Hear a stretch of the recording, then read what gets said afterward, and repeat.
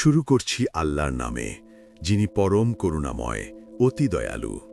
প্রতিটি প্রাণ একদিন মৃত্যুর স্বাদ গ্রহণ করবে। আল্লাহ বলেন, প্রত্যেক প্রাণ মৃত্যুর স্বাদ গ্রহণ করবে। সূরা আলে ইমরান ৩:১৮৫। মৃত্যু শেষ নয়, এটা আসলে এক নতুন জগতের শুরু। কবর বা বারজাখের জগৎ হল আখেরাতের প্রথম ধাপ। এই কবর হবে হয় জান্নাতের বাগান, নয় জাহান্নামের গর্ত। আজ আমরা জানব মৃত্যুর পর আসলে কি ঘটে, আত্মা কোথায় যায়, কবরের প্রশ্ন এবং কিভাবে এর জন্য প্রস্তুত হতে হয়। মৃত্যুর সময় যখন এসে যায় তখন মালাকুল মৌত উপস্থিত হয়। মুমিনের জন্য ফেরেশতারা আসেন উজ্জ্বল মুখ নিয়ে, হাতে থাকে জান্নাতের কাপড় ও সুগন্ধি। তারা বলে, হে পবিত্র আত্মা, আল্লাহর ক্ষমা ও সন্তুষ্টির দিকে বেরিয়ে এসো। হাদিস আহমদ। মুমিনের আত্মা বেরিয়ে আসে সহজে, যেমন পানির ফোঁটা কলস থেকে বের হয়। কিন্তু কাফের বা পাপীর জন্য ফেরেশতারা আসে কঠোর চেহারা নিয়ে। তারা বলে, হে অপবিত্র আত্মা, আল্লাহর ক্রোধের দিকে বেরিয়ে আসো। আর আত্মা বের হয় কষ্টে, যেন কাঁটার তার ভেজা কাপড় ছিঁড়ে বের হচ্ছে। আত্মা বের হওয়ার পর শুরু হয় তার আসমানি যাত্রা।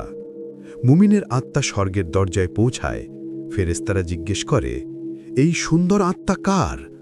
অন্য ফেরেশতারা উত্তর দেয়, এটা সেই মুমিন বান্দার আত্মা। তারপর আল্লাহর অনুমতিতে জান্নাতের দরজা খুলে দেওয়া হয়। কিন্তু কাফেরের আত্মার জন্য আকাশের দরজা বন্ধ থাকে। ফেরেশতারা বলে, এই অপবিত্র আত্মার জন্য কোনো স্বাগত নেই। তারপর সেই আত্মাকে নিক্ষেপ করা হয় পৃথিবীতে। কুরআনে আল্লাহ বলুন, মৃত্যুর ফেরেশতা তোমাদের প্রাণ গ্রহণ করবে। তারপর তোমরা তোমার প্রভুর নিকট প্রত্যাবর্তিত হবে। সূরা আস-সাজদা ৩২:১১।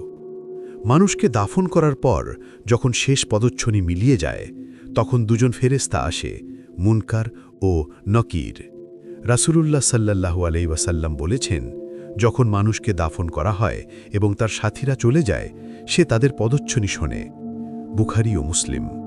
কবর তখন এক নতুন জীবন শুরু করে। কারো কবর শান্তির জান্নাত হয়, কারো কবর হয় আগুনের গর্ত। আল্লাহ বলেন, তাদেরকে আগুনের সামনে আনা হবে সকাল বিকাল। সূরা গাফির ৪০:৪৬। অর্থাৎ মৃত্যুর পরই শুরু হয় কষ্ট বা আরাম, কিয়ামতের আগে থেকেই। ফেরেশতারা ৩টে প্রশ্ন করবে। ১. তোমার রব কে? ২. তোমার ধর্ম কি? ৩. তোমার নবী কে?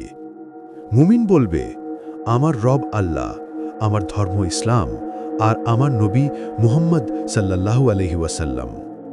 ফেরেশতারা বলবে, তুমি সত্য বলেছ। তখন কবর প্রসারিত হবে, জান্নাতের জানালা খুলে যাবে, সুগন্ধি বাতাস প্রবাহিত হবে। কিন্তু কাফের বা মুনাফিক বলবে, আমি জানি না, মানুষ যা বলতো আমিও তাই বলতাম। তখন ফেরেশতারা লোহার হাতুড়ি দিয়ে আঘাত করবে, কবর সংকুচিত হয়ে যাবে যতক্ষণ না তার পাঁজর একে অন্যের সঙ্গে মিশে যায়। মৃত্যুর পর শুরু হয় বারজাখের জীবন। মুমিনের আত্মা শান্তিতে থাকে, জান্নাতের সুবাস পায়। আর কাফেরের আত্মা অন্ধকারে কষ্ট ভোগ করে কিয়ামতের অপেক্ষায়। রাসূলুল্লাহ সাল্লাল্লাহু আলাইহি ওয়াসাল্লাম বলেছেন, তোমাদের মধ্যে যখন কেউ মারা যায়, তার জন্য সকালে ও সন্ধ্যায় জান্নাত বা জাহান্নামের স্থান দেখানো হয়। মুসলিম। অর্থাৎ মৃত্যুর পর থেকেই জানা যায় আমাদের গন্তব্য কোথায়, জান্নাত না জাহান্নাম। প্রিয় ভাই ও বোনেরা, কবর ভয় পাওয়ার জায়গা নয়, প্রস্তুতির জায়গা। রাসূলুল্লাহ সাল্লাল্লাহু আলাইহি ওয়াসাল্লাম বলেছেন, কবর হল আখিরাতের প্রথম ধাপ। যদি কেউ এখান থেকে রক্ষা পায়, পরের ধাপগুলো সহজ হবে।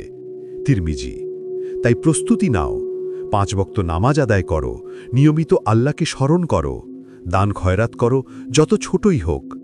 মানুষের প্রতি ক্ষমাশীল হও। প্রতি রাতে সূরা আল মুলক পাঠ করো, এটা কবরের আযাব থেকে রক্ষা দেয়। একদিন তোমার নাম ডাকা হবে, এবার তোমার পালা। তখন সঙ্গে কিচ্ছু যাবে না, শুধুমাত্র আমল। কবর চেনে না তোমার সৌন্দর্য, অর্থ বা ক্ষমতা। সে চিনবে কেবল তোমার ঈমান আর নেক আমলকে। তাই প্রতিদিন এমনভাবে বাঁচো যেন আজই শেষ দিন। দুয়া। হে আল্লাহ, আমাদের সুন্দর মৃত্যু দান করো, কবরের আযাব থেকে রক্ষা করো, আমাদের কবরকে জান্নাতের বাগান বানিয়ে দাও এবং আমাদেরকে রাসূলুল্লাহ সাল্লাল্লাহু আলাইহি ওয়াসাল্লামের সঙ্গে জান্নাতে একত্র করো। আমিন।